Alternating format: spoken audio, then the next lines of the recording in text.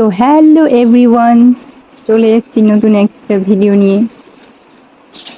সকালে শুরু হয়ে গেছে কাজ। মেয়েকে খাইয়ে একটু বসিয়ে রেখেছি, টিভি দেখতে দিয়েছি। আমি এদিকে স্নান করব, কাপড় ধুচ্ছি। সব থেকে বড় কথা কি যে এই যে অনেকে কমেন্ট করছো, আমাকে জিজ্ঞেস করছো যে দিদি ভাই এত স্যাড স্যাড রিল কেন শেয়ার করছো। তো তোমাদের একটা কথাই বলতে চাই যে আমার স্যাড স্ট্যাটাস বা স্যাড ভিডিও পোস্ট করার অবশ্যই কারণ আছে। মানুষ তো শখেই কেউ করে না, না? সব থেকে বড় কথা হচ্ছে যে আমার যখন নতুন বিয়ে হয় পুরো 1 বছর আমার হাজবেন্ড প্রচুর কেয়ার করতো, ভালোবাসতো। আমার নামে কেউ কিছু বলে তাকে কথাও শুনিয়ে দিত। বাট এখন পুরো উল্টো হয়ে গেছে। কেউ যদি আমার নামে মিথ্যে কথাও বলে, কেউ আমাকে ব্লেম করে, বলে আমারই দোষ। মানে ফ্যামিলির দিকে হয়ে গেছে, আমি দোষ না করলেও দোষী। কি করবো এখন?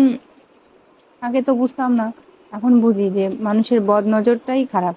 আমাদের বাড়িতেই দেখেছি আমি, আমার বর যখন আমার দিকে এত সাপোর্ট করতো তখন বলতো আমাকে, আমার বাড়ি থেকে, শ্বশুর বাড়ি থেকে, যে তোমার হাজবেন্ড কত ভালো, তোমাকে এত কেয়ার করে, এত সাপোর্ট করে, কেউ কিছু বললে তাদের জবাব দিয়ে দেয়। ব্যাস, বদ নজর লেগে গেল। তারপরে পুরোই উল্টে গেছে, আমার একটা কথাও শুনে না, ইচ্ছা মতো চলে।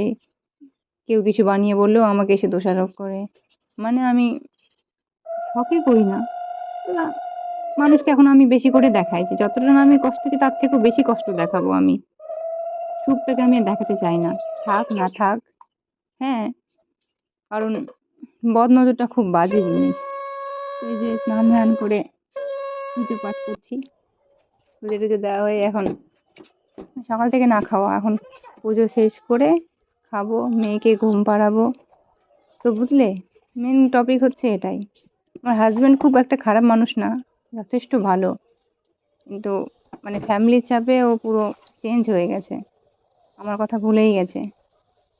আমি কাঁদলেও তার কিছু যায় আসে না, ওর ফ্যামিলির কান্নাটা ওর খুব গায়ে লেগে যায়, বুঝলে? তো টাটা।